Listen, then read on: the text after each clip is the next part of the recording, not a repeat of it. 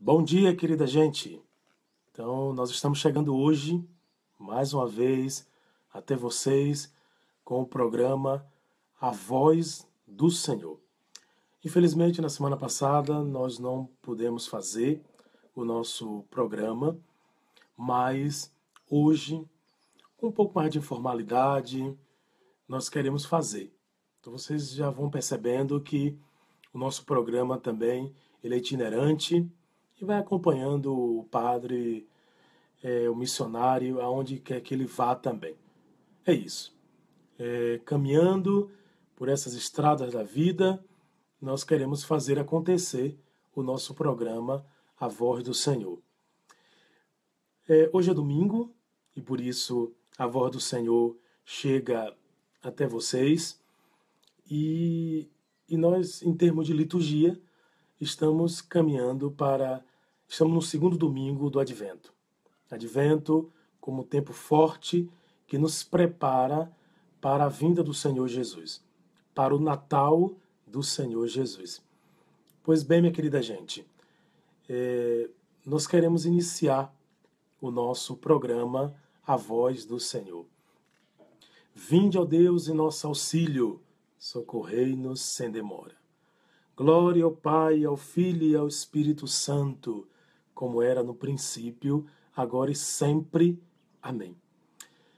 Como intenção desse programa, nós queremos trazer todas as pessoas doentes do nosso convívio. Nesses dias, fui tomado pela notícia de que algumas pessoas próximas deram AVC, tiveram esse acidente vascular cerebral, tá? E pessoas próximas. E em nome disso, essas pessoas, eu tenho acompanhado um pouquinho o sofrimento dessas pessoas. Vamos rezar por esses amigos e pelos amigos dos amigos que deram esse problema, que tiveram esse problema de saúde e muitas outras pessoas que continuam acamadas em todos os cantos, em nossas casas também, em nossas famílias. Quero fazer uma prece muito especial hoje para uma amiga, Suzana. Ela já me deixou uma mensagem mais cedo, já me saudando, né, como Santa Bárbara, meu nome tem Santa Bárbara, e hoje é dia de Santa Bárbara. Então, salve Santa Bárbara. Salve a nossa santa querida, salve essa santa de Deus. E hoje Suzana, Suzana é uma amiga do Rio de Janeiro, lá da Basílica Nossa Senhora de Lourdes, e ela faz 34 anos de casada, de casamento no dia de hoje. Então a você, Suzana Fonseca, o nosso abraço ao seu esposo e o nosso abraço e a nossa oração.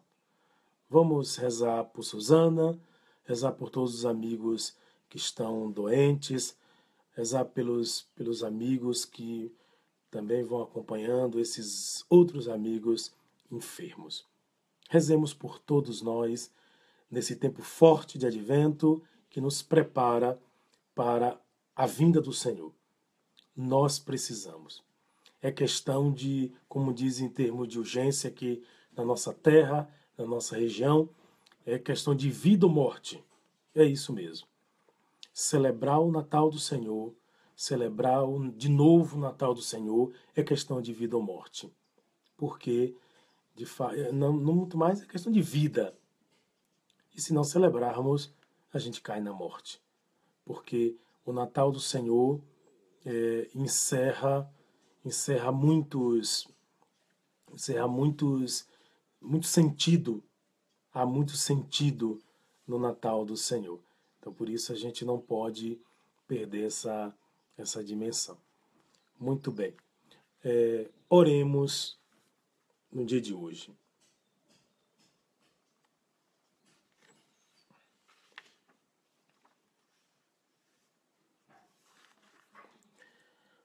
Ó Deus Todo-Poderoso e cheio de misericórdia, Nós vos pedimos que nenhuma atividade terrena nos impeça de correr ao encontro do vosso Filho, mas, instruídos pela vossa sabedoria, participemos da plenitude de sua vida. Por nosso Senhor Jesus Cristo, vosso Filho, na unidade do Espírito Santo. Amém. Vamos agora, propriamente, para o momento da voz do Senhor. Vamos acolher o Evangelho de nosso Senhor Jesus Cristo.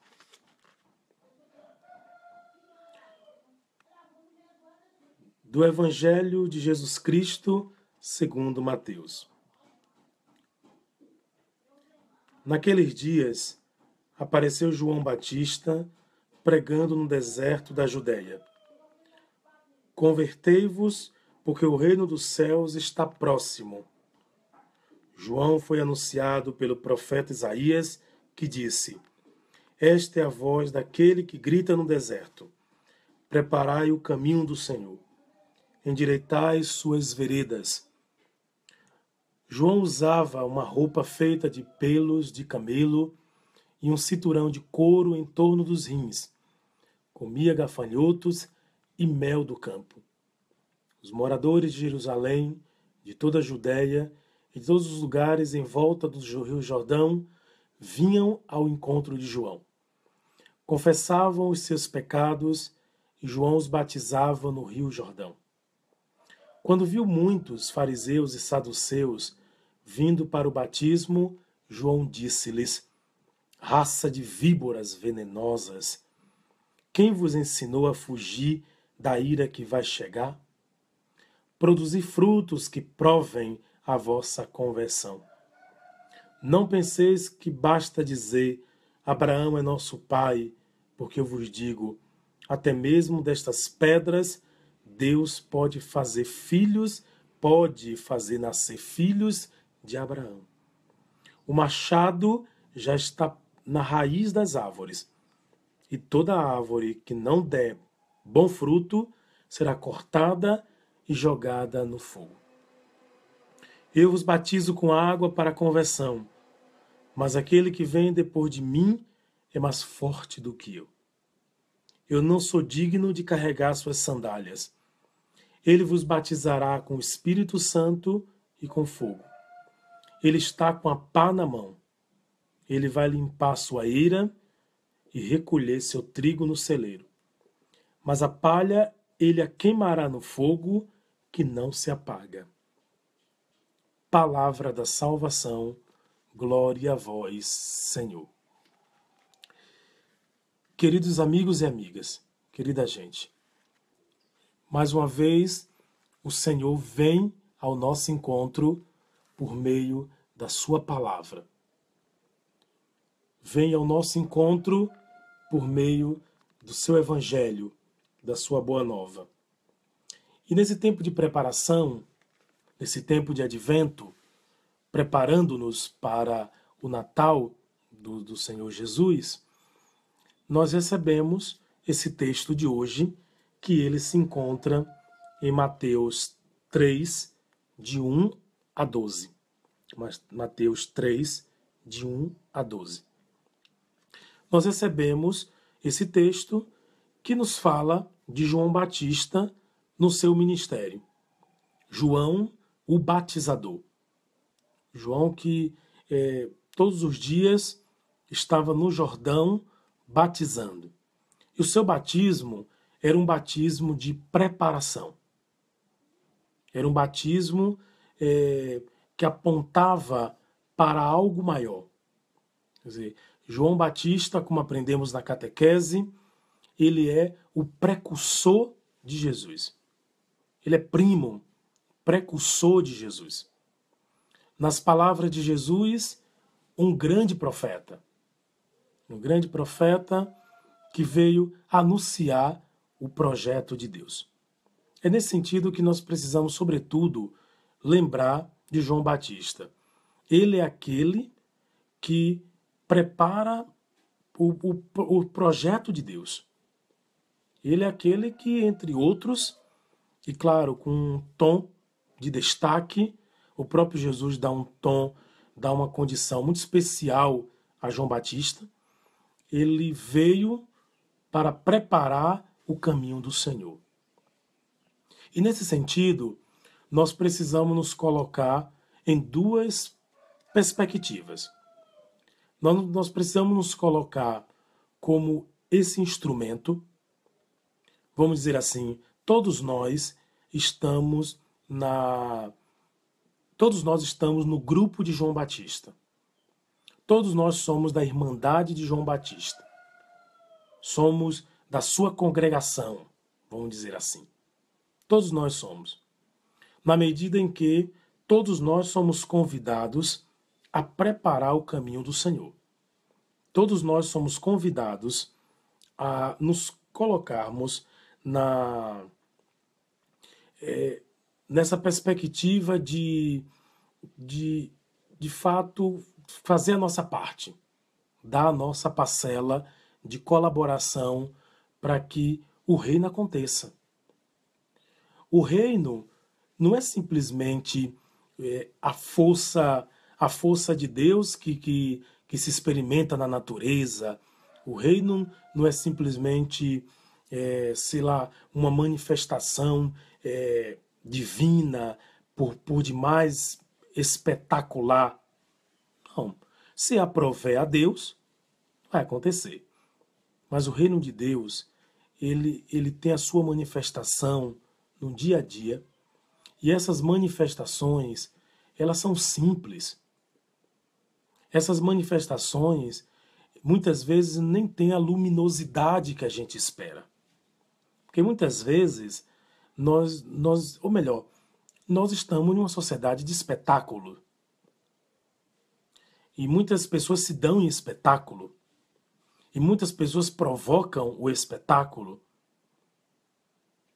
E a gente pode levar essa mesma perspectiva para a salvação, para o advento, para a vinda do Senhor.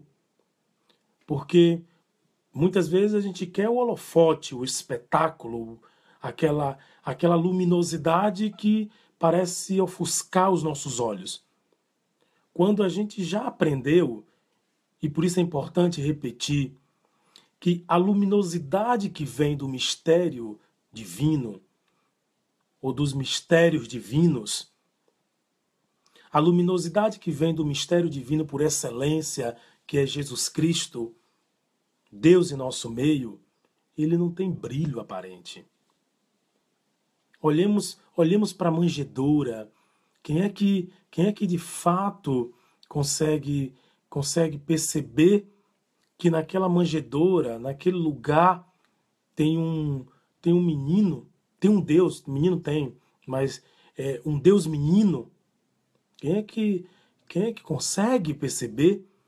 Quem é que consegue perceber na opacidade ou nesse contexto opaco da manjedoura, da gruta? Quem é que consegue perceber a luminosidade que irradia desse menino? A mesma coisa para hoje.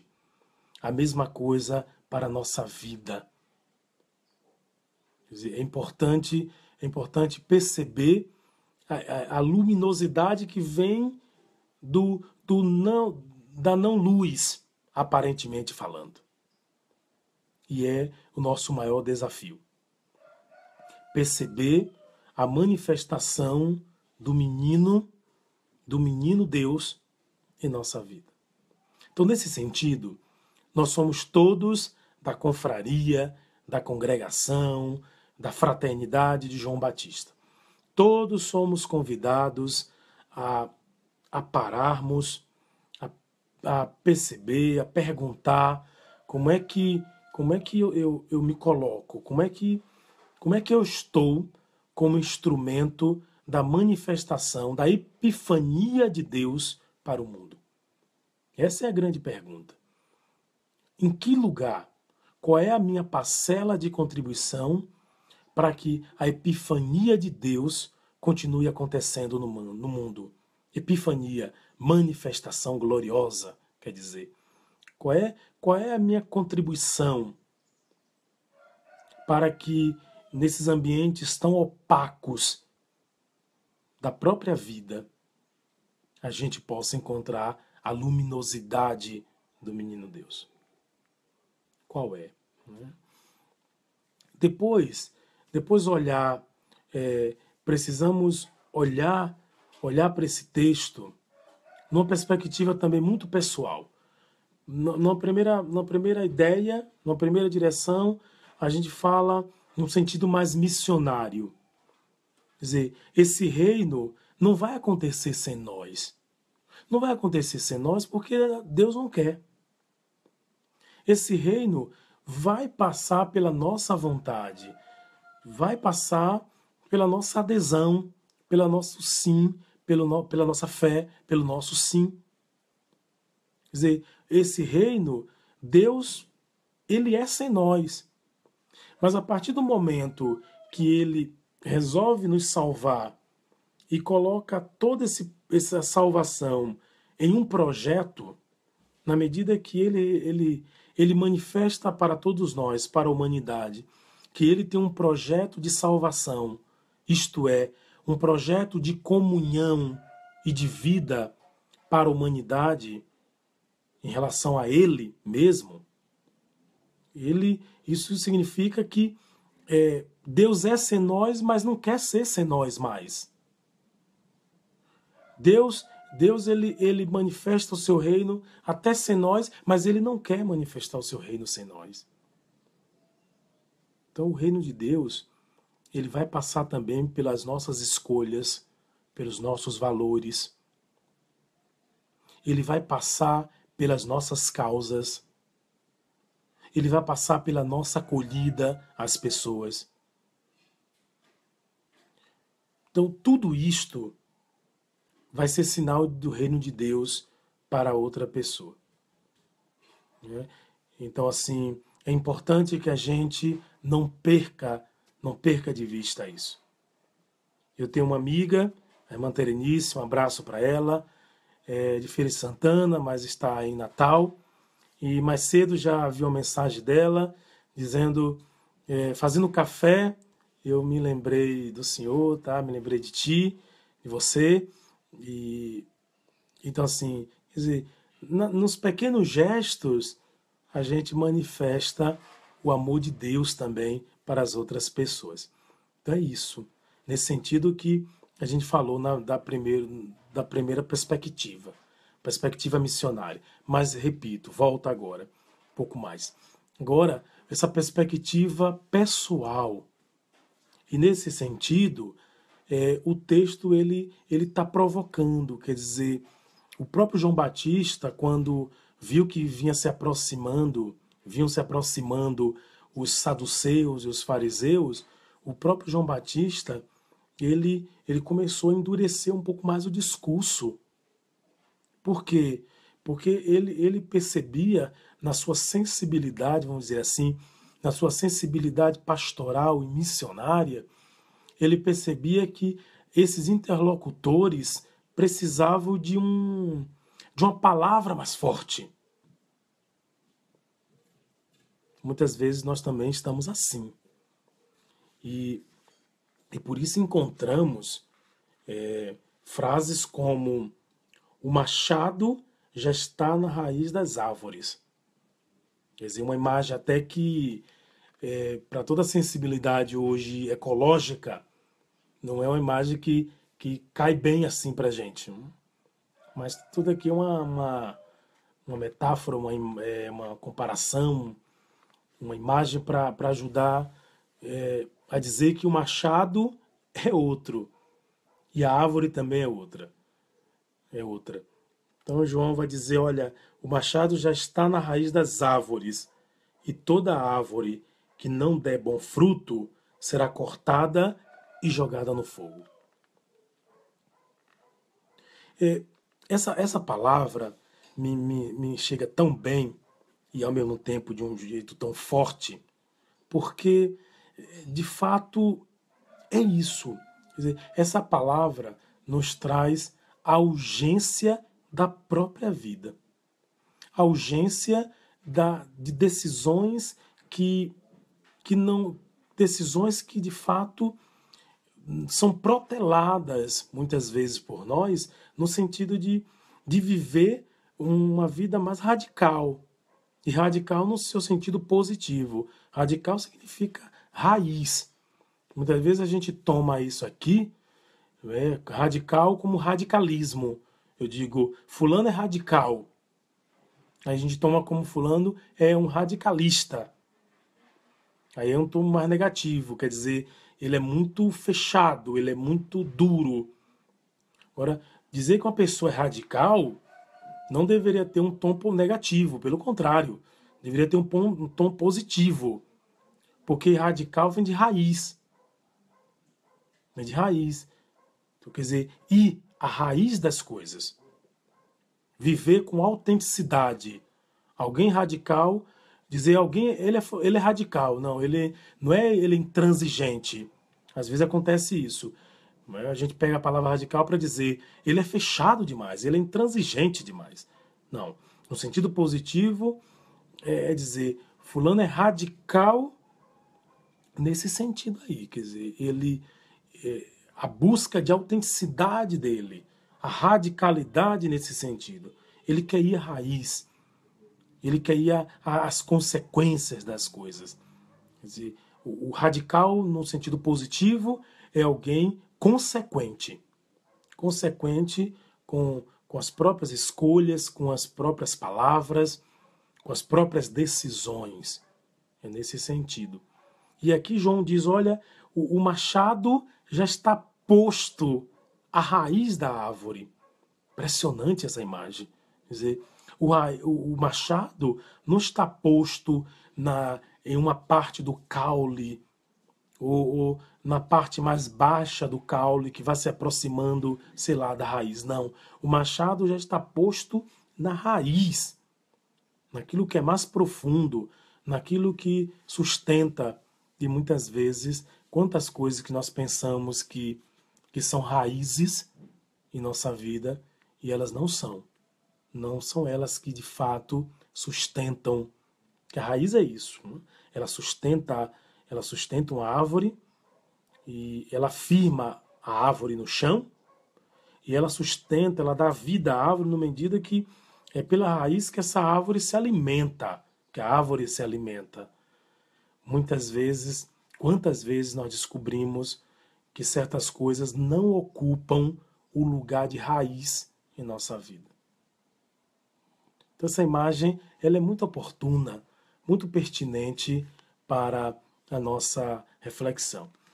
Não quero me alongar demais, mas ainda quero dizer em relação a essa imagem, vou priorizá-la e vou pouco a pouco concluindo essa reflexão um pouco mais livre, tá? Dizendo que essa imagem da raiz ela é tão interessante, porque ela é uma crítica, vamos dizer assim, à mediocridade. A mediocridade. Quer dizer, na medida que a gente tem uma imagem dessa, o machado está posto à raiz da árvore. E o texto segue. E toda árvore que não der bom fruto será cortada e jogada no fogo. Muitas vezes a nossa vida ela parece banal. Ela não é, claro. Mas muitas vezes a nossa vida, pelas escolhas que fazemos, pelo tempo que gastamos com o acidental, com o periférico e com outras coisas mais, temos esta impressão de que é capaz de termos mesmo essa ideia de que a vida não tem sentido e uma vida sem sentido é uma vida sem fruto.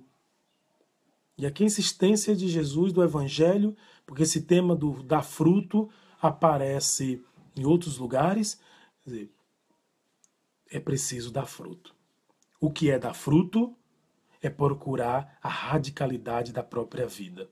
O que é dar fruto é não tratar a vida na sua casca, na sua superficialidade apenas, mas é tratar a vida na sua profundidade.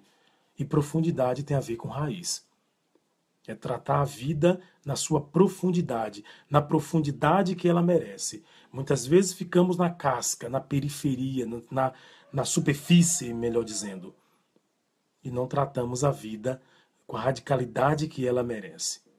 Até isso no que diz respeito a nós mesmos, mas também no que diz respeito ao próprio outro, aos outros. Muitas vezes nós somos superficiais no que trata, no que tange, no que toca a vida do outro. Muitas vezes nós somos isso, repetidas vezes, nós somos superficiais nesse sentido. Não trata o outro. Medíocres nesse sentido. Porque não vamos à profundidade, não tratamos a vida do outro com a profundidade que ela merece. Com a profundidade que ela merece. Muitas vezes nós partimos para as desculpas. É interessante como hoje, nesses dias, eu fiquei refletindo sobre isso, até a partir de alguns exemplos familiares e tudo, como muitas vezes se acontece algo e esse algo precisa ser refletido, porque significa que você de repente não agiu corretamente, mas aí você vai e vai procurando desculpas para isso. É como dizer, tipo, uma mãe esquece o filho em um lugar, há uma gravidade no fato, mas vai buscando desculpas e desculpas para justificar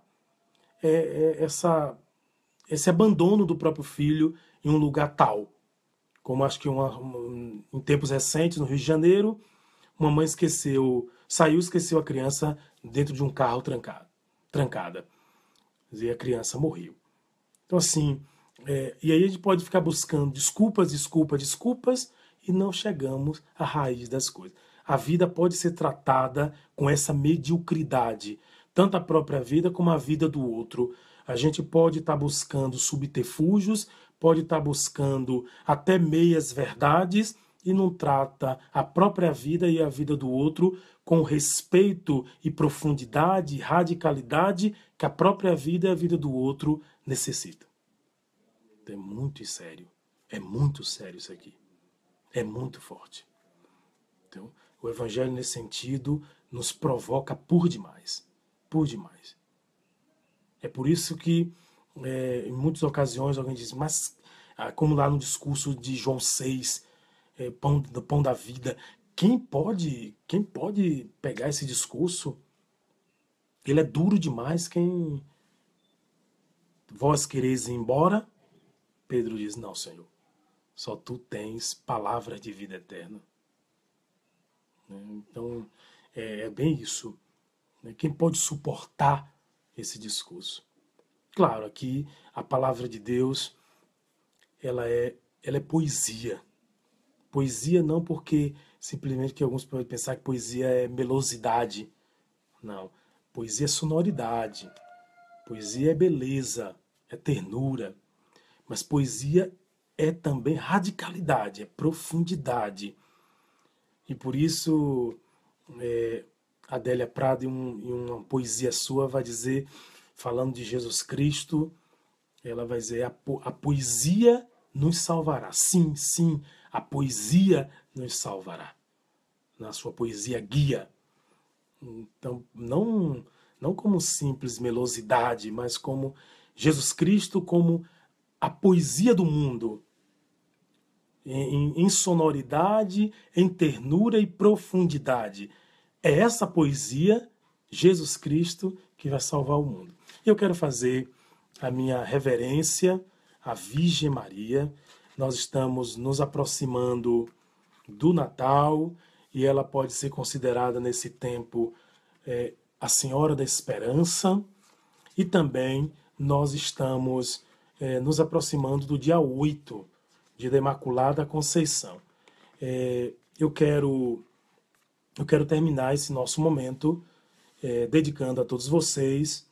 Dedico nesse dia de Santa Bárbara, salve Santa Bárbara, querida, serva de Deus, santa da nossa igreja, salve Santa Bárbara, quero dedicar esse programa, essa poesia ao casal querido aí, a Suzana. Me fale agora o nome do seu esposo, mas dedicar a vocês, nos 34 anos de casamento, dedicar essa poesia. Muito bem. Deus visita Nazaré e lá escolhe uma mulher. Ele pronuncia o seu nome e todos a saúdam, Ave Maria. Numa troca de olhares que só o coração decifra, ela se vê transparente, como diante do sentido pleno. Em sua casa templo de Deus, torna-se coberta de beleza, e o tempo se reveste de eternidade perene e presente. O ontem e o amanhã desapareceram, tal é a força dessa hora. A razão elabora os seus porquês, mas a experiência se faz maior. Loucura, é verdade, loucura de amor. E agora, José? Tua graça, meu sim é. A minha liberdade é porta aberta, não foi estuprada, foi preservada. Eu sou a Imaculada. Sem mácula, como discípula, não deusa, mas peregrina da fé. Agora grávida de um Deus, fruto do Espírito do Pai, que passa pela palavra de Maria, fruto do Espírito do Filho, que consente que esse projeto se faça, no faça-se de Maria. O sim da humanidade toda ecoa no si concluso de Maria, o Logos da Bá, o Verbo encarnado, com a sua tenda armada entre nós, um Deus não mais sem nós.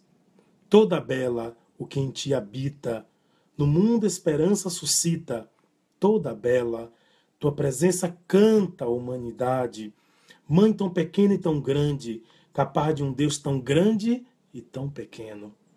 Absurda onipotência, como não ficar mais que perturbado?